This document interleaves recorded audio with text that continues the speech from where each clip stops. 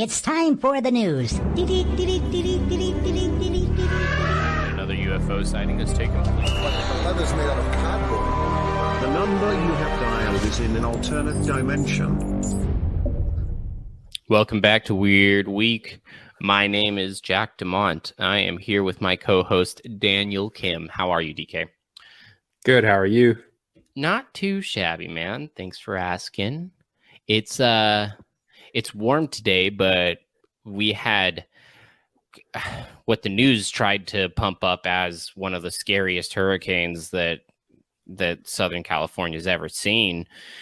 The first tropical storm to touch Southern California since like 85 years or something like that. It ended up being like just a rain, like it just rained. Like it wasn't. Yeah, I didn't. Well, there was an earthquake too, I think, in the middle of it. I didn't even feel it because I only knew about it because it showed up on my phone.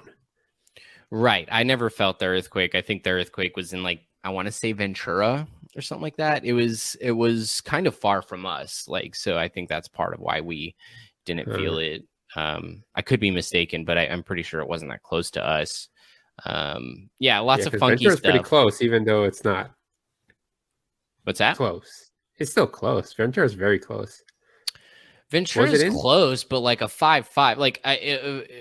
Ventura's proximity where we would be feeling crazy shakes. I feel like that would have to be like a 7 or 8 in order for a Ventura earthquake to really shake us over here. We're not going to feel anything too crazy. At least I don't know. I'm in Long Beach. I'm also maybe 20, 30 miles away from you. And then so if anything, maybe you're closer to Ventura than me, but I didn't feel anything out here at all. Oh, okay. Well, I thought because Northridge is in Ventura, and that's when that big one shook us in the. When was the Northridge earthquake? Wasn't that in That was one of the biggest ones, I think, in the 90s. 94, 89. Do you remember this earthquake? I was young, but I was super young. But I remember, it was a pretty big earthquake. For sure. Yeah. Okay. Well, maybe I'm wrong. I don't know. I didn't feel the earthquake, man. I don't know. Did you feel the earthquake? Nah, didn't feel the earthquake at all. I didn't even feel the storm. Right. The storm just kind of flew through. It was kind of a trip, though. Warm, rain. Yeah, I mean, California. It's kind of like what Miami deals with on a daily basis. We got to experience it a little bit, but it really wasn't that bad. It was mostly just raining throughout the day. Now, we're used to a very light drizzle in Southern California, or at least in the LA area. It's never really too heavy of a rain. So there was that kind of a difference. At some points it got super, super heavy with the rain. But not even the winds picked up that much. They were sending out lots of warnings and stuff like that. People tying stuff down. I got messages from my landlords saying strap down all patio stuff, all this crazy stuff. It's dude, we had some wind and rain. I wouldn't even call it a storm. It is a storm at the end of the day. I know that when you're looking at the all encompassing, it's a storm, but what we experienced was not much of a storm. Well, I think they're just taking precaution. You just don't know the magnitude of it. When it's here, you're kind of oh, that was it. But when their landlord is hearing category, whatever the number was, I think it changed a few times during the over the weekend, from when it was heading to the weekend. I think so I think they're just trying to take precaution, because especially, I'm not sure that tragedy in Hawaii. I heard a lot of that could have been prevented if proper measures were taken, and so the fires I think it's just in Maui. Those are fires. Fires are hard to control, man. California gets brush fires that just ravage the Yeah. like all. Yeah, I'm not saying as far as like I'm not trying to do like a fire versus this, but I'm just saying like when like Obviously, precaution needs to be taken. yeah, that's what I'm for saying. everything Like in people need general. Yeah. people use this. Yeah, that's what I'm Yeah, saying. yeah, of course, precaution needs to be taken. Of course, that's what that was. But Yeah. just like to Uh-huh. what extent are we kind of like wasting a bunch of people's time and money?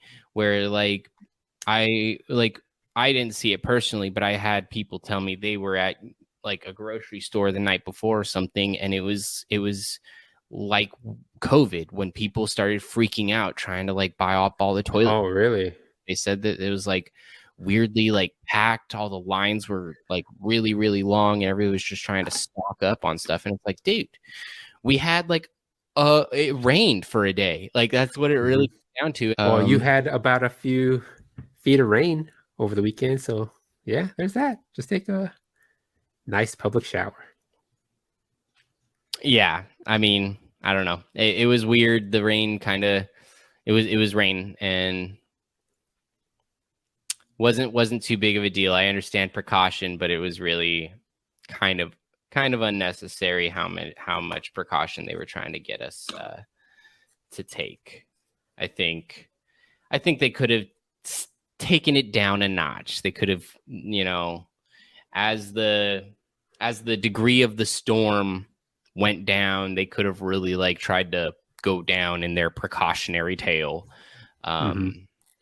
Because they just made it sound like end times up until it hit, and it wasn't that bad. Speaking of stupid shit happening off the coast of California, there's a company here that decided they were going to try to ferment their wine by dropping it off the coast of California into the ocean. They were fermenting it in the ocean, and they got in big trouble because they were doing it illegally. They didn't speak with officials to do it. They dropped 2,000 bottles of wine, and it's like, this isn't the only thing this company did that was illegal. Apparently, they were like basically completely ignoring most. I think they were fermenting it in the ocean. Yeah, that's what they were doing. But they also lacked federally approved labeling on the wine, an alcoholic beverage control sales permit or business license, and were not paying the state of California sales tax. They literally were doing like some of the shadiest business tactics, like along with just like throwing their wine off of out into the ocean and fermenting it out there. And like, to go into further detail here, they say that I think it's the U.S. Food and Drug Administration warned that the wine wasn't. Yeah, the FDA warned that the wine wasn't fit for human consumption because it was submerged in the ocean and potentially contaminated. Yet they tried to sell them for about $500 per bottle, and it doesn't seem to make any sense. They literally like went behind every law person's back to get it done. They did things that the Food and Drug Administration said weren't safe. They avoided their taxes. Like, these guys just were shady businessmen. I don't know. Yeah. I mean, $500 per bottle, man, that's crazy. I've seen much more expensive. It's, I mean, obviously crazy. But could you tell the difference between expensive wine and cheap wine? Me personally, no.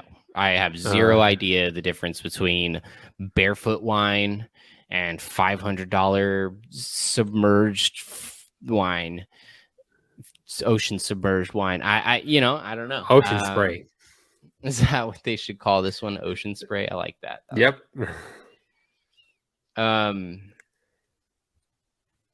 I mean, like, it just they just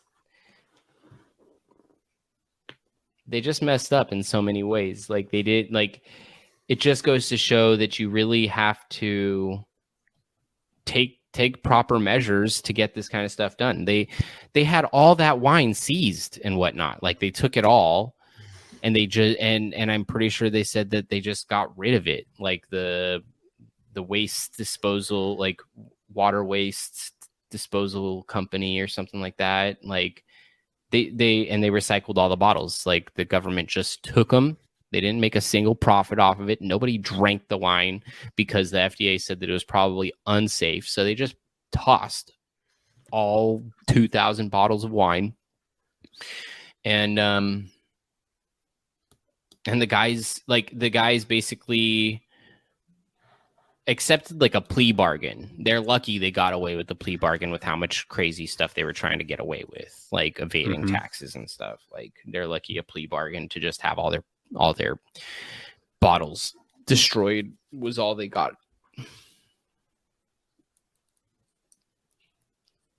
Crazy.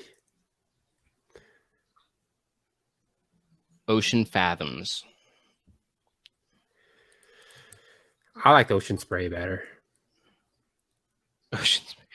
I think that one's taken. It's good, but I think it's taken. It's still just like juice, right? It's like, yeah, they're both juice or juices. cocktail. One of those. I forget the difference. I think juice is actually has fruit in it, or something. I forget the cocktail. I know it's like sugar or something like that. Is wine juice? What's wine juice? No, is wine juice? It's just like squished grape. Oh, right? I think so. Well, if an Italian woman didn't smush it herself with her own feet, then it's not real wine. Yeah, I guess. Isn't that how they used to make wine? Yeah, I think there's still definitely places that do. There's that one viral video of the lady that was like stomping grapes and then fell off, and she's like, "Oh, whoa, whoa, whoa, whoa." She was one of the first viral people, well, that I know of. They even made fun of her in Family Guy. Stewie yeah, did it when once. Stewie did it. That's how I knew about her. I never saw the video. I just knew it because Stewie did it. No. Yeah, no, his was good, and he did the same exact thing. Oh, whoa, whoa, whoa, whoa. Stay away. Stay away.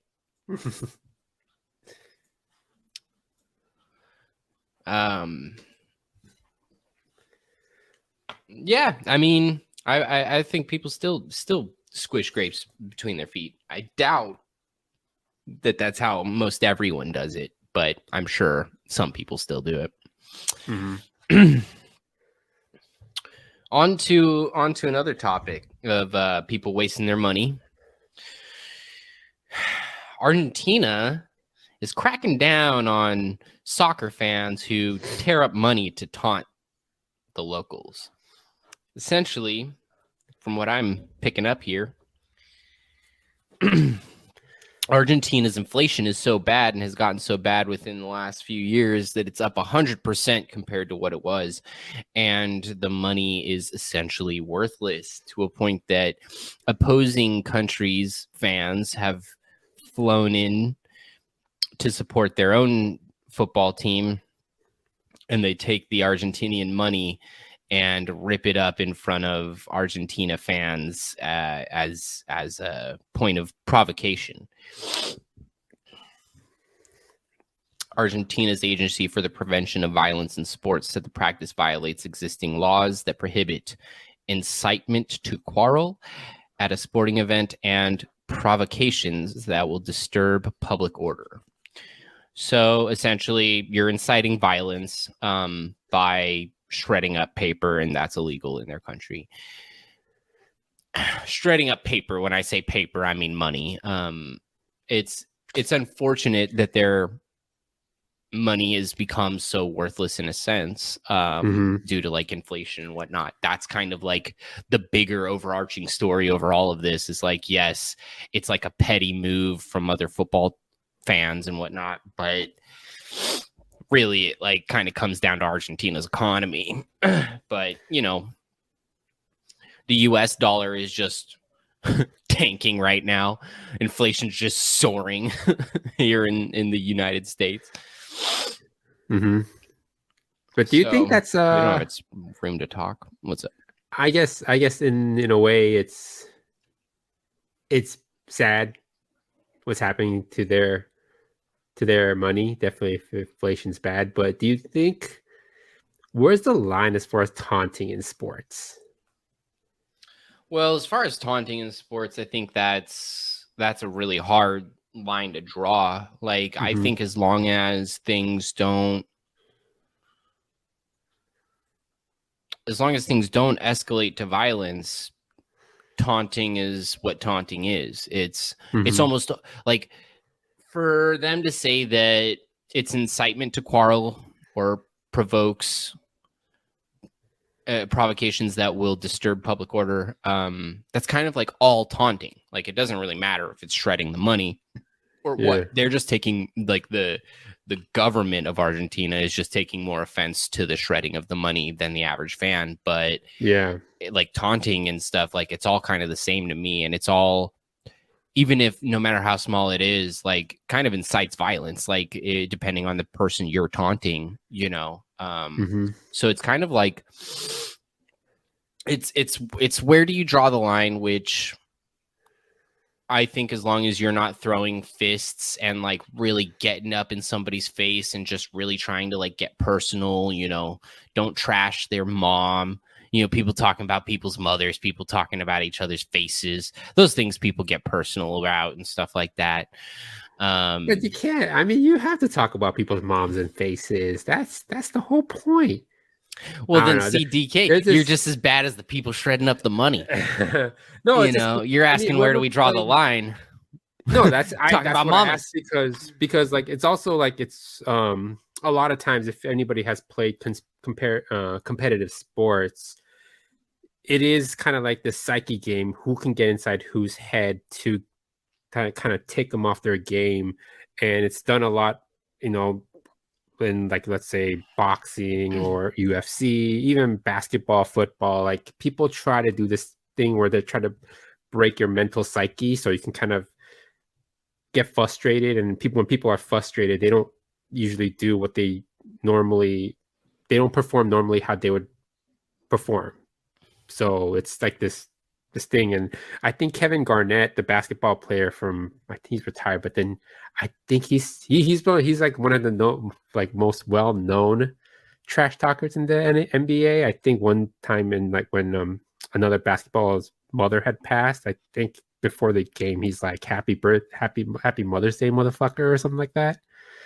So he was kind of known to kind of, I mean, that's kind of like, it's a tragic thing that happened in his life. So him personally, you know, so it's just kind of like he definitely went outside the boundaries there. But I'm just saying it's just kind of like, once we start defining where the line is, I think we can really say that's wrong or right. That's I guess what I'm saying. I mean, and that's, exactly. And like, I think this again is less about the provocation of violence and more about the fact that they're shredding money. It's just like I don't know if Argentina just doesn't really have like good law in terms of shredding money. Like, I don't know if they have like law that prohibits shredding money. So maybe they have maybe this is their way of still enforcing a law and telling you to stop shredding money. But I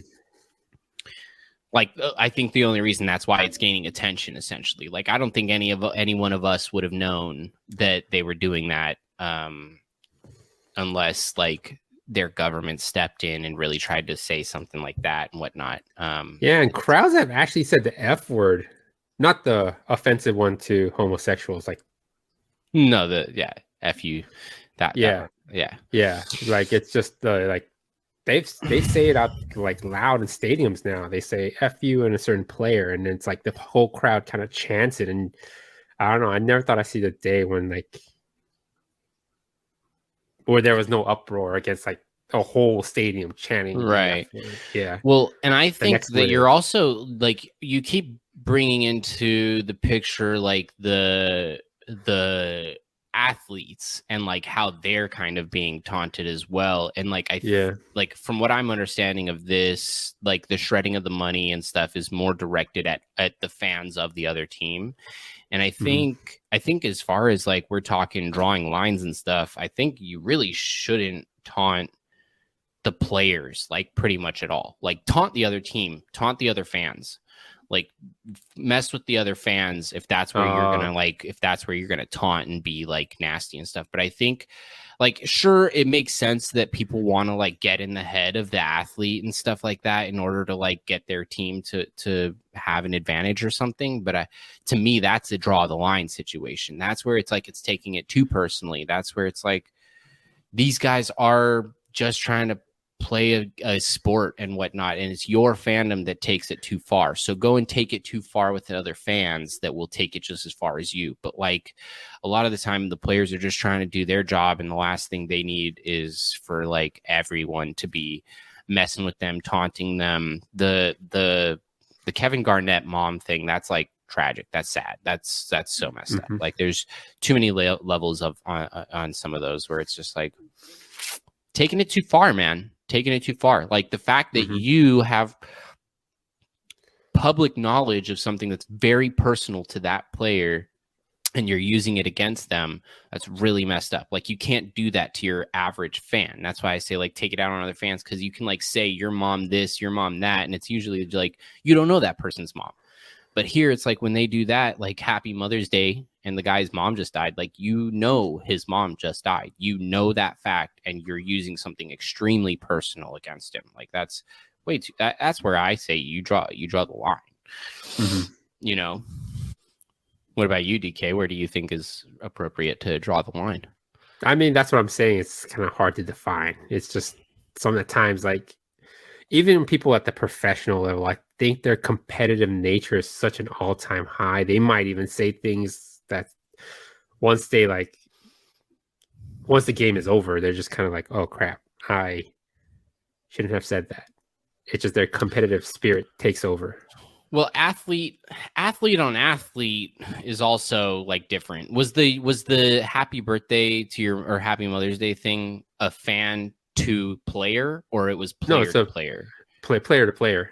You said it to a player. Oh, I thought that was a fan to player. I missed that it was a player to player. Player to player, that is a little different. I still don't think you should be pulling people's dead moms into it. Like there's like that maybe it has nothing to do with athlete versus fan versus whatever. Maybe it's just like don't bring people's dead moms into the picture when she just died. Like that's pretty messed up. Like maybe there's just certain things you just don't do in general because it's just like a really messed up thing to do to another human being.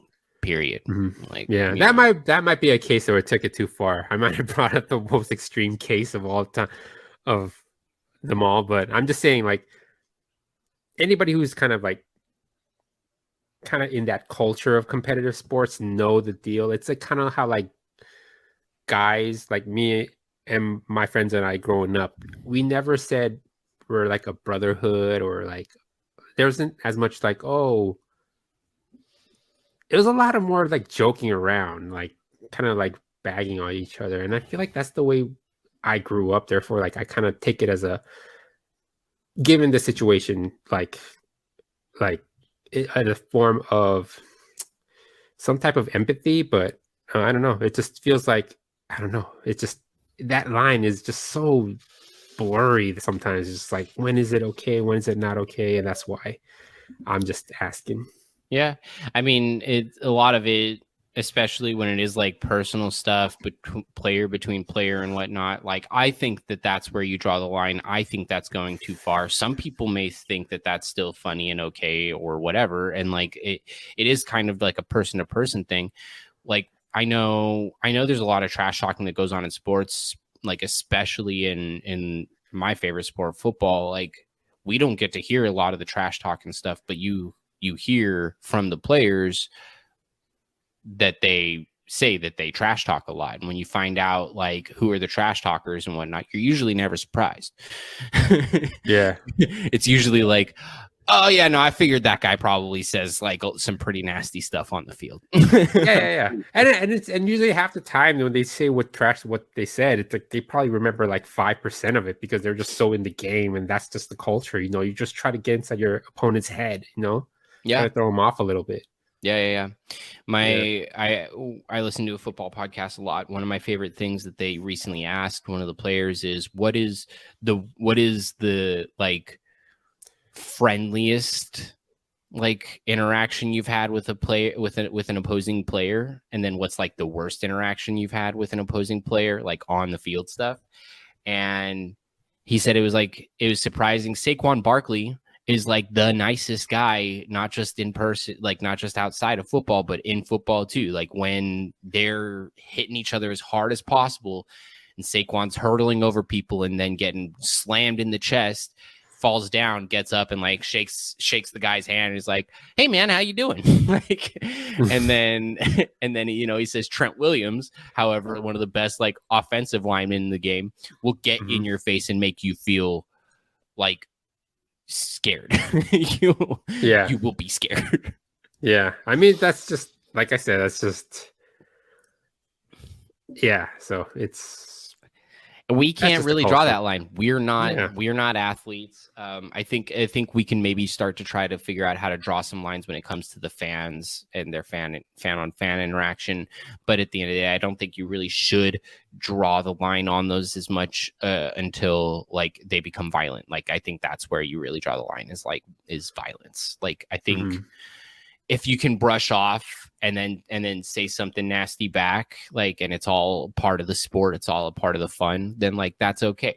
The second somebody's like turns around and tries to deck somebody else in the face, like that's when you got to draw the line and be like, no, somebody took it too far. Either the guy that got way too offended is taking it too far, or the guy who said something took it way too far. You know what I mean? So it's just like, it is a really, really hard line to draw.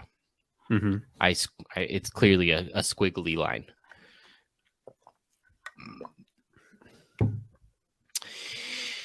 And while we're on the topic of, well, I guess it's not the topic.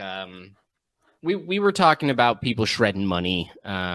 Here's more people shredding money, or not shredding money. I don't know how to segue this one. This is about poor people. This is about people whose money was shredded, metaphorically. But Microsoft AI has suggested that a food bank in Canada is a cannot miss tourist spot. Hey, while you're here in Canada, check out our food bank. So Microsoft Travel posted an AI-generated article about the cannot miss attractions of Ottawa, and that includes the Ottawa Food Bank. They've ranked it at number 3 in all of Ottawa of the places to visit. The AI ranked it 3rd, the food bank. It has like a fun, nice little blurb. Because it's AI, it kind of feels like it just misinterprets what a food bank really is. But it says the organization has been collecting, purchasing, producing, and delivering food to needy people and families in the Ottawa area since 1984. We observe how hunger impacts men, women, and children on a daily basis, and how it may be a barrier to achievement. People who come to us have jobs and families to support, as well as expenses to pay. Life is already difficult enough. And here's the kicker line, okay? Consider going in on an empty stomach. A food bank is for people who are starving and do not have food. And for the punchline of their little freaking blurb to be like, make sure to go in hungry, is like the worst thing that the AI could have produced. It really, I mean, come on. I mean, could you imagine people coming in, like taking pictures and we're at the Ottawa Oh, food. look at the Maybe they have a food kick-ass bank. food bank. Maybe they Oh, have a this is a kick-ass cool. food bank. Wow. Well, Maybe they... I can't even. I try to like. I tried to read and find out what exactly it was trying to say by putting a food bank so high. Like, how could the AI even misinterpret a food bank for like a tourist attraction? And I mean, it that's probably doesn't. one of the bug parts of AI that it's still trying to work out and stuff. Right. And Yeah. it could be that it's like really highly reviewed, like part of like everywhere it's the AI's searching online and stuff is seeing maybe like nothing but really positive things to be said because it's like a food bank handing out food and whatnot. Yeah. That so like maybe there's something in the AI that's like all it's seeing is positive things to be said about the food bank for the most part. So maybe it's just a really good place to go on the whole, Yeah. Yeah.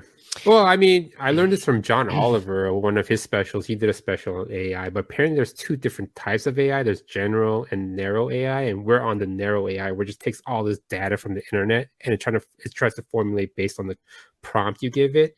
But the part when it's going to get really scary is when they perfect general AI, when it has cognitive, it just starts learning on its own, and like it's probably different from like it's just like talking to a human. Like it's able to have its own opinions and ideals and like generate things that way, and that's like almost like a conscious, if you will. So it's just that'd be crazy. Yeah, that's the form of AI everyone's afraid of. Yeah, that's the form of AI everybody's talking about and thinks, is like what's happening, and there's definitely a discernible difference between the two, but to the average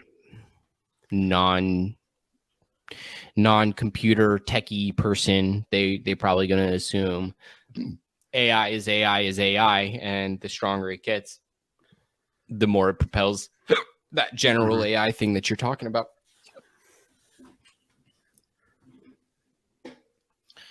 It's interesting. I find it very, very interesting. I also find it interesting that like Microsoft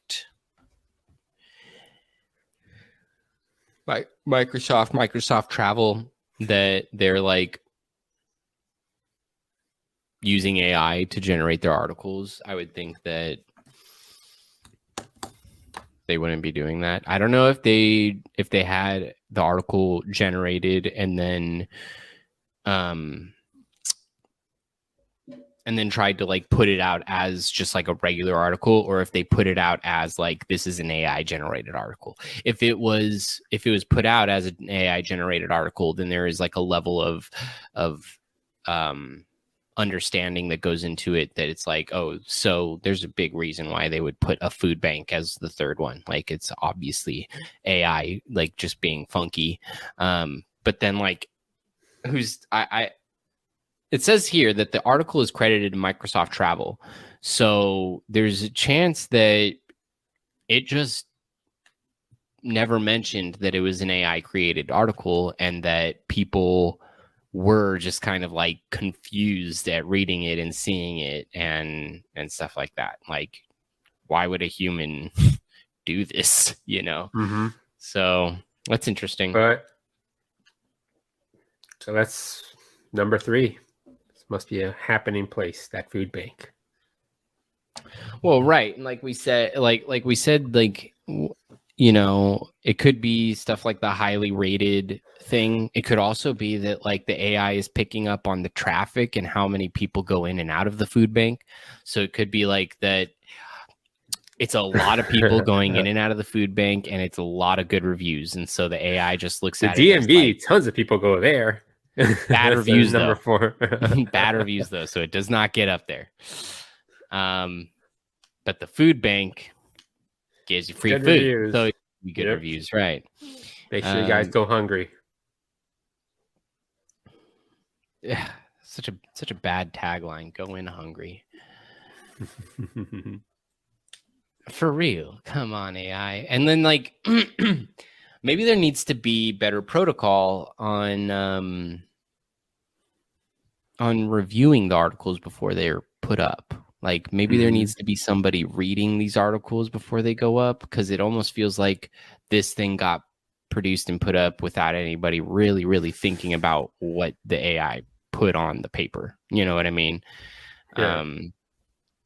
If it had gone through the proper levels of like review, there should have been at least one human that was like, maybe a food bank shouldn't be the third thing here. Maybe it shouldn't say going hungry. Or maybe it's one of the best damn food banks in the world, and we all have to check it out. It could be. I mean, that is a good point. I like that idea. I like the idea that there's a food bank out there that's just that good. Yeah. We should all go to the food bank. We should try to reserve our fast passes now to try to get ahead of the line. Stupid. The fast pass. That'd be so funny. All right. Let's move into more like gamer, multimedia type fun stuff.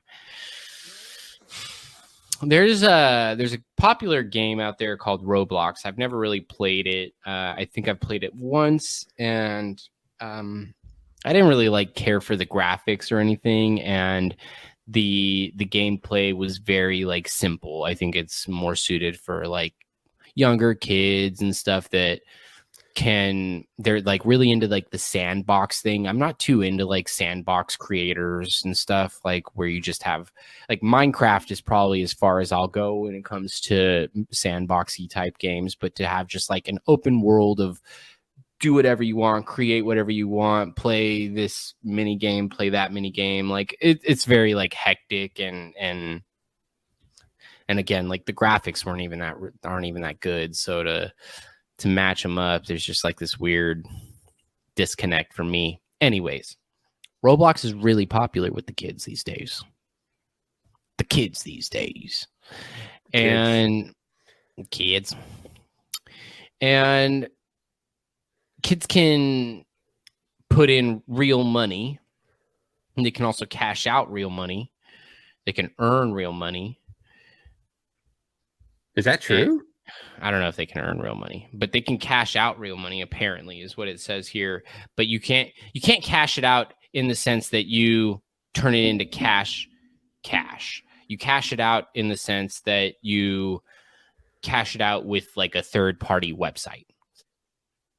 Are they giving out prizes instead, and they're just counting that as cash or something, or?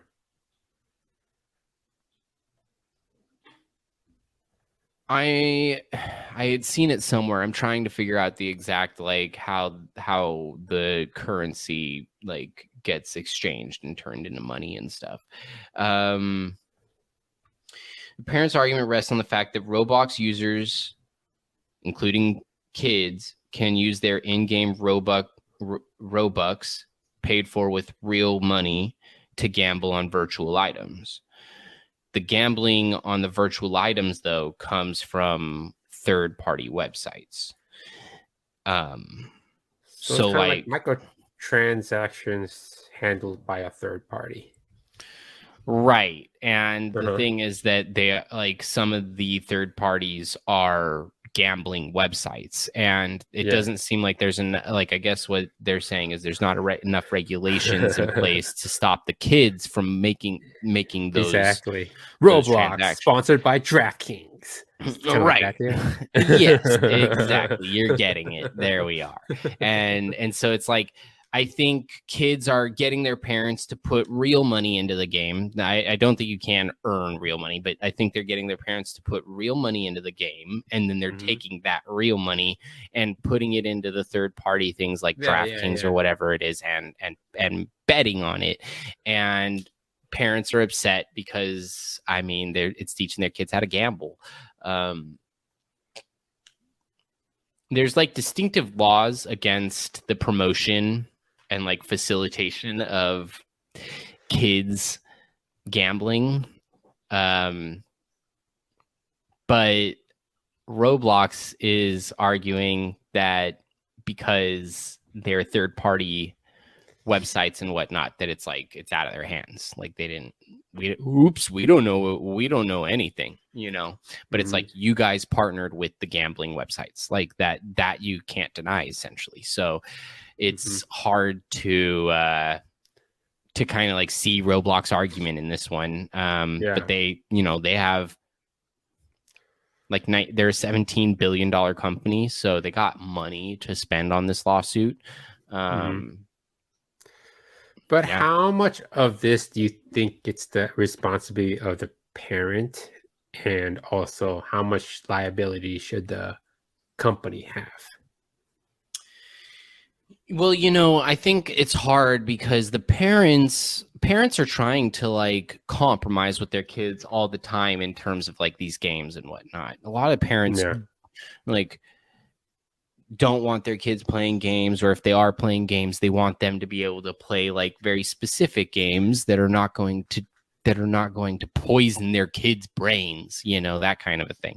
And so it's like when they put their kid onto a game like Roblox has been something that for a while now, I've gotten the sense has been trusted by a lot of parents to be a game that they can let their kids just like freely play as much as they want almost. And clearly, it's also had the thing, I think, where it's like kind of teaches them how to program and make stuff.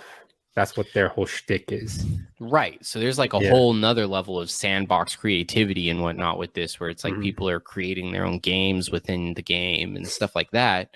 So it's like parents, I think, have seen this game as something more like positive in terms of the gaming community, because parents are so against gaming sometimes. It's not Call of Duty. They're not shooting each other, this kind of a thing, like at least not violently, that, and the other. At the end of the day, I think they trusted Roblox, and I think they feel like Roblox manipulated the situation and used their trust against them, essentially. Yeah. Because they've essentially profited a ton from this. But they have lost up to 40% of their market value since this time last year, which is not due to this lawsuit. So they're just going to lose more if they lose this lawsuit. Roblox is as hot. Everybody's on Minecraft now? Or Valheim? Everybody's going to go back to Minecraft. Or Valheim, or The Sims. Minecraft is huge. Minecraft is huge still. But there's definitely, I think, it's got its niche thing. I think like you're saying, Valheim, like, and those kinds of games are the ones that are really like taking over the sandbox world, and those ones are more fun for like adult gamers as well. Like, just fun. Minecraft is a lot of fun, and I don't mean to talk shit on Minecraft, because it is a game that almost can't die. Like, it's so simple, but it's so awesome what it is. Like, even when it first came out, I thought it had bad graphics, and it's been like 15 years. So it's still same graphics, like big cubes. But I mean, obviously successful in what it's done. Their characters are in freaking Smash Bros. Minecraft's characters are in Smash Bros. Are they? Yeah. Bob is in Smash Bros. Ultimate. I mean, because there's like 500 characters in Ultimate. It's hard to know which one. Well, yeah, he was a DLC too. If you're not buying like the extra characters that came out later. DLC. Okay. Yeah, he was a DLC character, but like, even if he's just a DLC character, I do like, remember. The fact he got into into Brawl, I mean, that's crazy. You're not Brawl, Smash Bros. No Roblox. There's no Roblox in Smash Bros. Yet. So maybe that's how you knew you couldn't have trusted them, parents. But you can trust Minecraft. Exactly. If they're not in Smash, they're not. You better pass. Yeah, exactly. Smash or pass. lastly, while we're still on the topic of, the media overlords, the Disney, Amazon, and Netflix will take over media, says the Writers Guild of America. I mean, they already did, to be honest with you. Well, right. I think, they're forgetting like YouTube. I think YouTube should be thrown in there as well. But YouTube's a little more fan kind of owned type of a thing at the same time. I can say it's content, but I can say where it's like kind of it's different in their own niches where it can be kind of considered separate from like Yeah. So essentially what the Writers Guild is complaining about is the fact that they're going to take over media in that. And so, yeah, I guess YouTube wouldn't really be counted unless they started to really make more like scripted series and things like that are big produced and whatnot.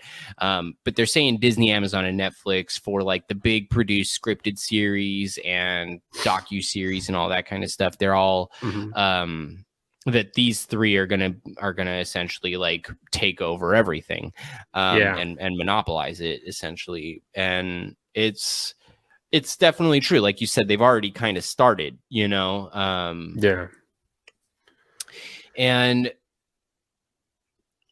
the strikers are saying that these companies have gained power through anti-competitive practices and abusing their dominance to further disadvantage competitors, raise prices for consumers, and push down wages for the creative workforce. And just reading that line of what they're like, quote unquote, exactly what they said, I agree 100%. It's anti-competitive practices. They're just trying to push out the little guys over and over and over again, or buy them out through dominance, straight up domineering. And they are raising prices on consumers considerably. I've considered recently knocking like all my freaking either canceling subscriptions or knocking the subscription down to like the most base ad included thing like that, because it's like $20 for a subscription without advertisements now. Like, what is that? And then last but not least, what the writers are really upset about is that it's pushing down wages for writers and talent.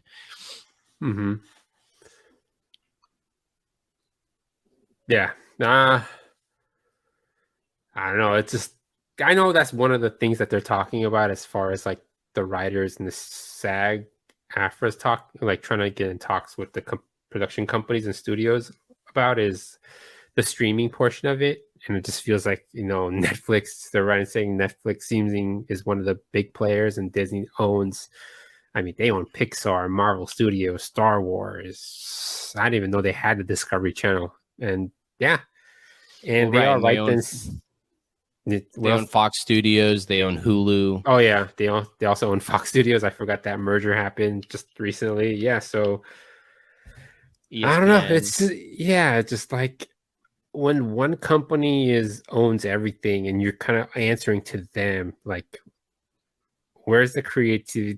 You're right. Where does the creativity come from? Because like a lot of times in the creative field, you are trying to compete in a way through creativity. What that means is that you try to come out with, let's say you come out with an action flick, I try to come out with a better action flick. And I think the audience benefits from that, and that's just the same with any monopoly. You try to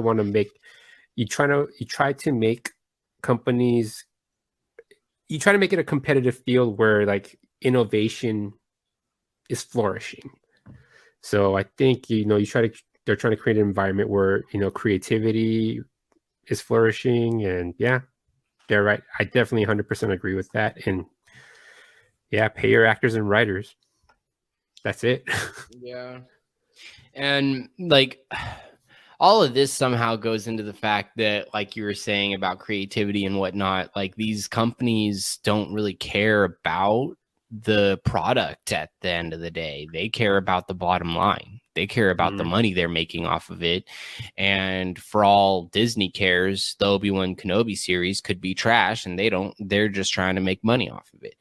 You know what I mean? And so it's like to another extent, creativity for these projects is just being throttled. I can't tell what the real issue is and why the content has been so bad lately in like the bigger budget streaming game, but content has been really, really poor.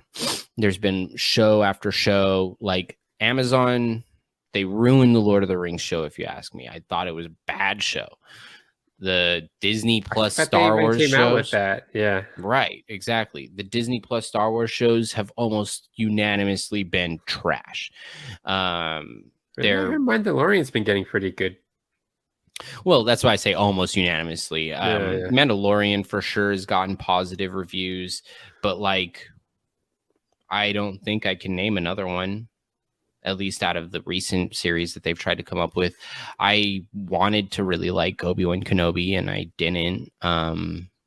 Stuff like that, where it's like they keep pulling at your nostalgia. They keep like making you really, really want it, and then they ruin it, you know? And I can't tell if it's just like creativity being stifled, if it's too much of them trying to like puppeteer the whole thing and make it like it, you know, they don't really care about the final result as long as like it's going in a certain direction or whatever it is. But there's definitely a level of disconnect, and I think the writers and actors need to be compensated, and I think these companies that are buying out and ruining all these freaking movies and shows need to give up some of those titles. They're not gonna, but they need to give up some of those freaking titles. Some of the intellectual property needs to either go to people that give two craps about it, or they got to find a way to actually they themselves give two craps about it and get people on board to the projects that are gonna produce something great, no matter what. I don't know. It's hard. Yeah. But I'm tired of seeing streaming go downhill, and all of my beloved characters and worlds that I've really, really loved growing up, like just being used, man. They're all just being bent over and used, and it's disgusting. I guess that's where we'll cap it, guys. Yeah. All right, y'all. It's been a week. I'm tired. I'm stressed. I'm sorry, DK, if I seemed a little, but you know. I mean, they're fucking. It's crazy. They're fucking making wine in the ocean and having you pay a ridiculous price for it. Roblox is. I know, not like if we had kids, we'd be pissed at them because we'd be gambling addicts for that game. Star Wars is what ruined. do you got to say about Roblox? Personally, what do you have to say about Roblox? I know me. I'm just like I don't play that game to judge it. So if I had kids, man, I'd be mad. Yeah, I know. If I had kids, I'd be mad. But at the end of the day, you know, kids are gonna learn about gambling sometime. This is also a good point. Yeah, because I mean, even at the lunch table, you kind of learn about bargaining. I'll trade you my Twinkie for your chocolate chip cookie. And is this a good investment? Is it not going to be a good investment? So yeah, gamble on, kids. You'll learn life is a gamble. Bartering apples and oranges is not apples to oranges with betting online. Same thing. They're gambling. It's all gambling. I do get though that there's like a level of just risk involved. Yeah. All right. Well, let's do it. All right, guys. I appreciate y'all. Thanks for coming in, liking, subscribing, following, and listening to me and Daniel just talk about whatever our hearts desire. Keep tuning in. Send us all your money, and we will see you soon. Peace.